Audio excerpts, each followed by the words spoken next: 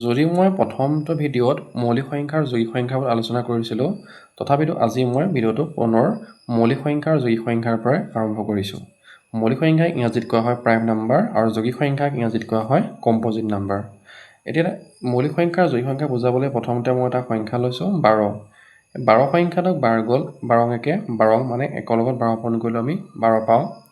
2 × 6 = 12, 2 × 3 = 6। গতিকে 12 সংখ্যাটোৰ উৎপাদকবোৰ হ'ব 1, 2, 3 আৰু 12।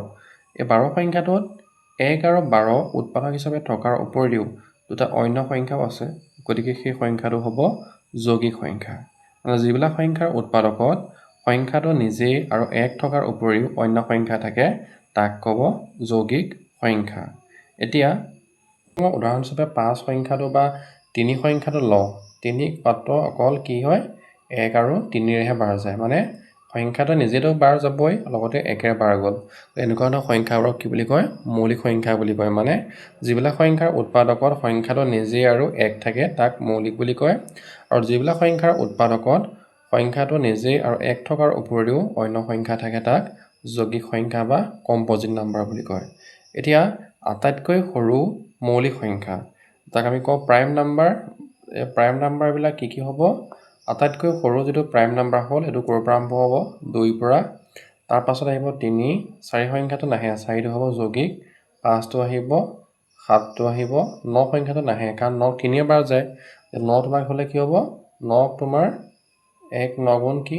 9, মানে সংখ্যাটো নিজে আছে 1 আছে, তাৰ উপৰিও কি হ'ব 3 3 গুণ 9, মানে উৎপাদকত কি আছে 1 আছে, 3 আছে, 9 আছে, গতিকে এটা সংখ্যা বেলেগ যে আছে, গতিকে সেই 9 সংখ্যাটো হ'ব তোমাৰ যৌগিক সংখ্যা, মৌলিক সংখ্যা নহয়। এতিয়া মৌলিক সংখ্যাবিলাক হ'ব 2 3 5 7, 9 নহয়, 10 নহয়, 11 আহিব, আকৌ 12 নহয়, 13 আহিব, এনেকৈ গৈ থাকিব আৰু। ঠিক সেইদৰে কম্প'জিট নাম্বাৰ মানে যৌগিক সংখ্যা যদি প্ৰথম সংখ্যাটো সেইটো হ'ব কোনটো? 1 2 3 সেইবোৰ নহয়, ক'ৰ পৰা আহিব? 4ৰ পৰা, কাৰণ 1 2 1টো সংখ্যাটো মৌলিকো নহয় যৌগিকো নহয়। যদি পৰীক্ষাত তোমালোকক দিয়ে যে তলৰ কোনটো সংখ্যা মৌলিক বা যৌগিক নহয়, বা দিব পাৰে 1 সংখ্যাটো মৌলিক নে যৌগিক এনেকুৱা দিব পাৰে, যে তোমাৰ আনচাৰটো হ'ব যে 1 সংখ্যাটো মৌলিকো নহয় যৌগিকো নহয়। আটাইতকৈ সৰু কম্প'জিট নাম্বাৰ বা যৌগিক সংখ্যাটো হ'ল 4, তাৰ পৰা আহিলে 6, তাৰ পৰা আহিব তোমাৰ 7 নাহে 8 আহিব, তাৰ পৰা 9 10 আহিব, এনেকৈ আৰু গৈ থাকিব। এতিয়া আটাইতকৈ সৰু মৌলিকটো হ'ল 2, আটাইতকৈ সৰু যৌগিকটো হ'ল 4। এনেকুৱা এটা প্ৰশ্ন পৰীক্ষাত আহিছিলে এবাৰ যে আটাইতকৈ সৰু মৌলিক সংখ্যা আৰু আটাইতকৈ সৰু যৌগিক সংখ্যাটোৰ মাজৰ গসাও, মানে 2 আৰু 4ৰ মাজৰ গসাও, উত্তৰ কি ওলাব? 2 ওলাব, গতিকে সেইটো সংখ্যা আহিছিলে। চ' ইয়াৰ পাছত আমি আৰম্ভ কৰিব কি পাছত মানে পাৰ্টটোলৈ গৈছোঁ আমি। পাছত আমি ডিছকাছ কৰিব লৈছোঁ আজি আমি বাস্তৱ সংখ্যা বা ৰিয়েল নাম্বাৰছৰ ওপৰত। এতিয়া আমি প্ৰথমটো ভিডিঅ'ত কৈছিলোঁ মই তোমালোকক পৰিমেয় সংখ্যা আৰু অপৰিমেয় সংখ্যাৰ ওপৰত কৈছিলোঁ। গতিকে বাস্তৱ সংখ্যা বুলি ক'লে দুটা কথাই আহিব যে পৰিমেয় আৰু অপৰিমেয় সংখ্যাবোৰক কি ক'ব? একেলগে ৰিয়েল নাম্বাৰছ বা বাস্তৱ সংখ্যা বুলি ক'ব। এতিয়া পৰিমেয় সংখ্যাটোক কি বুলি কয়? ৰেচনেল নাম্বাৰ বুলি ক'ব, আৰু অপৰিমেয় সংখ্যাটো ক'ব ইৰেচনেল নাম্বাৰ। এতিয়া বাস্তৱ সংখ্যাটোৰ ভিতৰতে কি সোমাই আছে? পৰিমেয় আৰু অপৰিমেয় সংখ্যা সোমাই আছে। এতিয়া পৰিমেয় সংখ্যা বুলি ক'লে এই সংখ্যাবোৰত আকৌ কি আছে? নেচাৰেল নাম্বাৰ আছে, যিবোৰক আমি কি বুলি কওঁ? যিবোৰক আমি স্বাভাৱিক সংখ্যা বুলি কওঁ।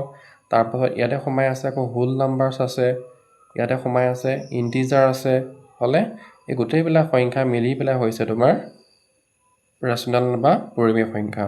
এতিয়া মই কৈছিলোঁ নেচাৰেল নাম্বাৰ মানে কি?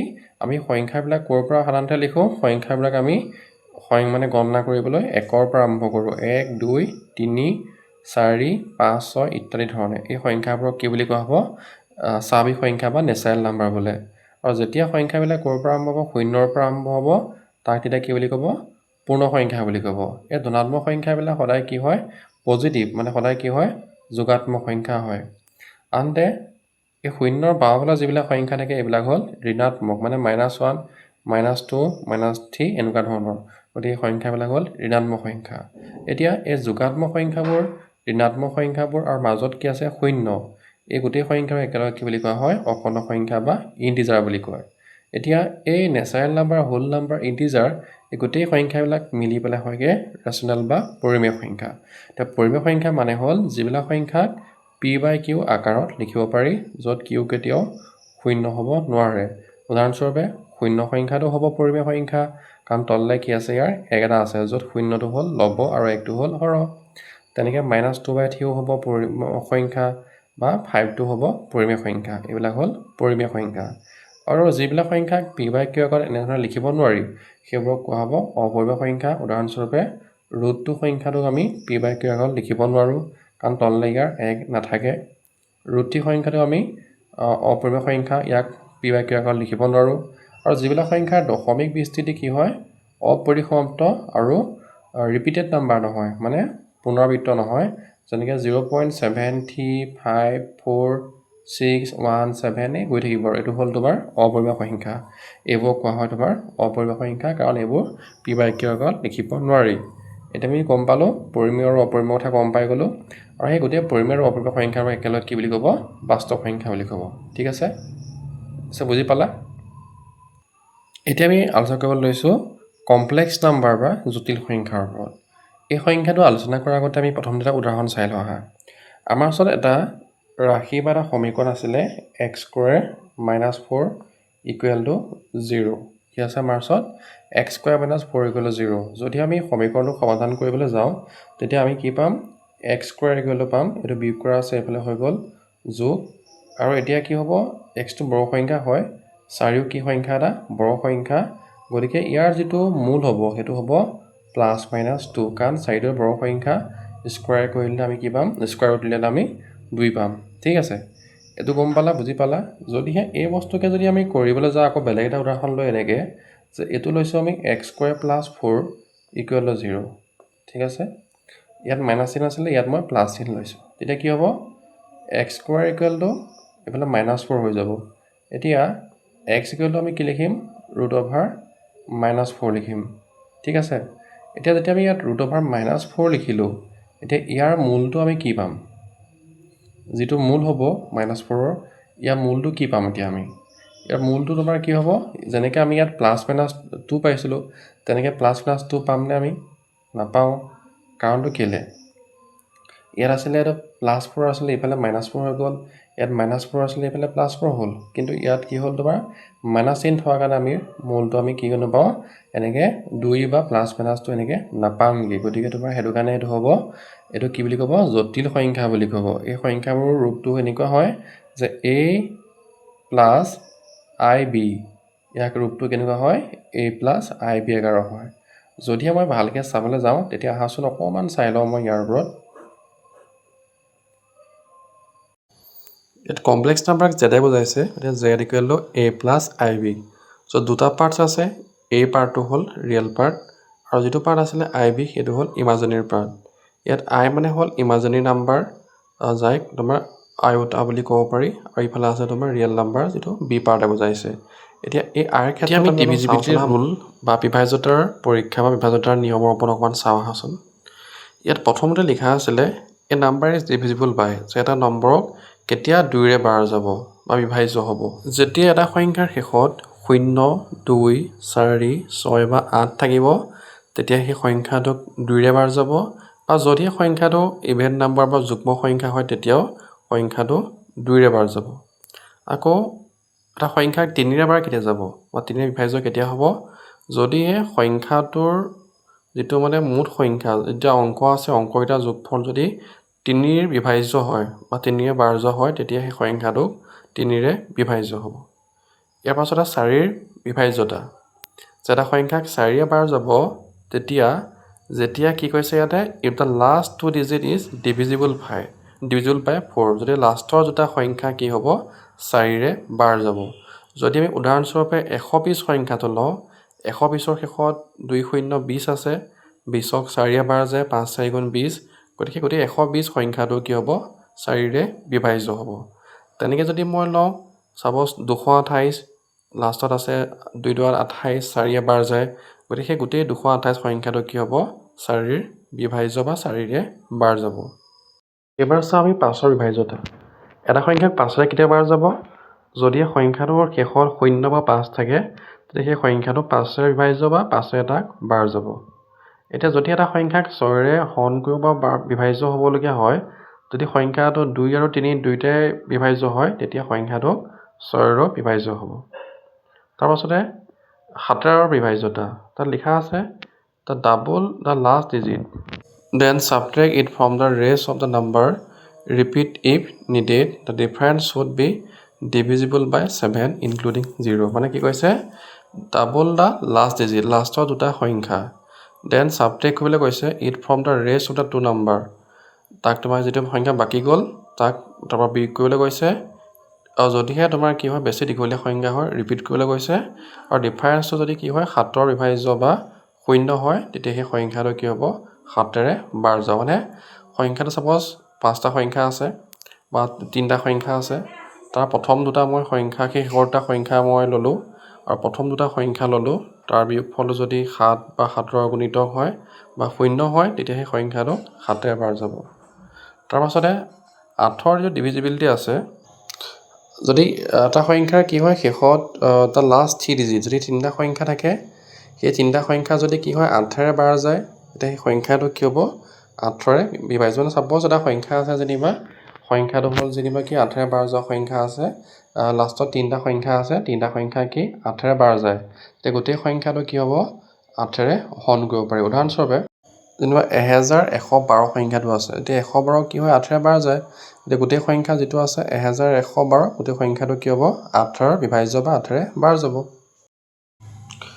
নৰ ক্ষেত্ৰত যদি চাবলৈ যাওঁ তাত লিখা আছে if the sum of all the digit is divisible by 9 যদি সেই সংখ্যাটোৰ যদি যোগ কৰিলো যোগ কৰি যদি তাৰ যোগফল কি হ'ল আমি 9ৰ বিভাজ্য বা 9ৰে বাৰ যোৱা পাওঁ তেতিয়া গোটেই সংখ্যাটো কি হ'ব 9ৰে বিভাজ্য বা 9ৰে বাৰ যাব ইয়াৰ পাছত আছে 10ৰ বিভাজ্য if the last digit is 0 যদি এটা সংখ্যাৰ শেষত 0 থাকে তেতিয়া সেই গোটেই সংখ্যাটো কি হ'ব 10ৰে বিভাজ্য বা 10ৰে বাৰ যাব এইখিনি আছিল বিভাজ্যতাৰ নিয়ম বা পৰীক্ষা এইসমূহ তোমালোকে চালে অংকন কৰিব পাৰিবা এবাৰ আমি আলোচনা কৰিব লৈছো ক্ৰমিক সংখ্যাৰ যোগফল sum of all continuous number so এটা প্ৰথমতে লৈছো আমি sum of all the first natural number যে প্ৰথম যিবিলাক স্বাভাৱিক সংখ্যা থাকে সংখ্যাবোৰৰ যোগফল তোমাৰ কি হয় এটা সূত্ৰৰ দ্বাৰা ইয়াৰ মানটো নিৰ্ণয় কৰিব পাৰি সূত্ৰটো হ'ল n * n + 1/2 উদাহৰণস্বৰূপে তোমাক কিছুমান স্বাভাৱিক সংখ্যা দিয়া আছে এনেকৈ দিয়া আছে যে 1 2 3 4 এনেকৈ ডট ডট ডট ডট দিয়া আছে 12 লৈকে সংখ্যাবিলাক আছে